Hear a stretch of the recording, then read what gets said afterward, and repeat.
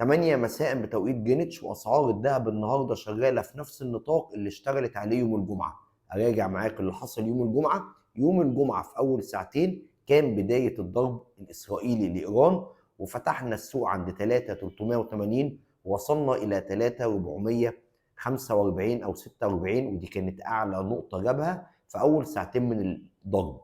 وبعد كده على مدار اليوم وعلى مدار ال 21 ساعه بتوع يوم الجمعه ما قدرش يخترق المنطقه دي، وراح قفل اليوم ده، نزل لغايه 3,409. وقبل ما يوم الجمعه يقفل ايران بدات ترد على اسرائيل، فالسعر بدا يطلع تاني من ال 3,409 و 3,410، وقفلنا يوم الجمعه عند 3,432. فتحنا السوق النهارده، وكان طبعا الرد الايراني واضح جدا في اليومين اللي فاتوا على اسرائيل. فالسوق الاسترالي فتح عند 3,432، وفعلا في ربع ساعه وصل من ال 3,432 الى ال 3,452، ودي نفس النقطه تقريبا اللي وصل لها يوم الجمعه. ورجعنا تاني في نفس السيناريو، راح واخد اتجاه هابط من ال 3,452 حتى 3,384. نفس اللي حصل النهارده ويوم الجمعه هو ده نفس اللي حصل يوم الضرب بتاع الهند وباكستان.